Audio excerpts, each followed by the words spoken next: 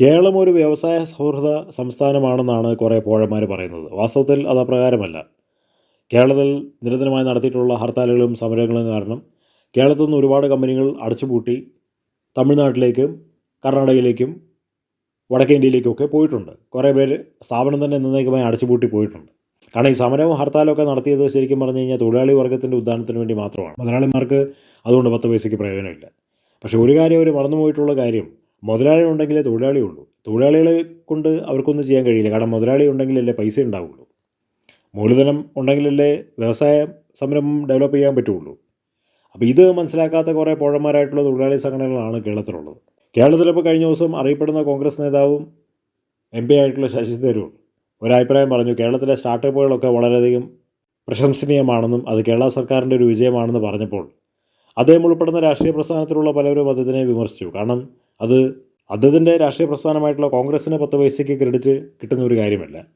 അത് കേരളത്തിലെ ഇടതുപക്ഷ സർക്കാരിന് ക്രെഡിറ്റ് കിട്ടുന്ന ഒരു കാര്യമാണ്. കേരളത്തിലെ ഇടതുപക്ഷ സർക്കാർ സ്റ്റാർട്ടപ്സിന് ഒരുപാട് പ്രാധാന്യം കൊടുക്കാൻ കാരണം കേരളത്തിലെ ചീഫ് മിനിസ്റ്ററുടെ മകൾ ഇതുപോലെ തന്നെ അറിയപ്പെടുന്ന ഒരു സോഫ്റ്റ്വെയർ കമ്പനിയുടെ ഉടമയാണ്.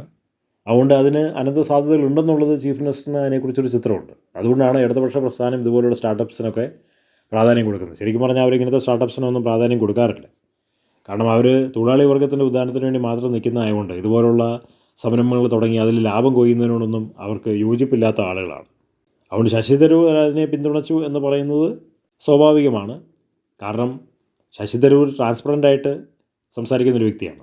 BJPയെ പൊക്കി പറയേണ്ട ഒരു അവസരം വരുമ്പോൾ അവിടെയും ചെയ്യും, ഇടതുപക്ഷത്തിനെ പൊക്കി പറയും. അത് ശരിക്കും പറഞ്ഞാൽ രാഷ്ട്രീയത്തിനെ അദ്ദേഹം കാണുന്നത് രാജ്യത്തിൻ്റെ ഉന്നമനത്തിന് വേണ്ടി മാത്രമുള്ള ഒരു മണ്ഡലമായിട്ടാണ്.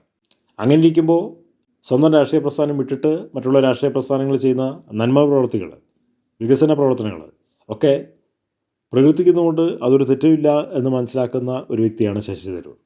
അതുകൊണ്ടാണിപ്പോൾ വലിയ വിമർശനത്തിന് പാത്രീഭൂതനായി തീർന്നിരിക്കുന്നത്.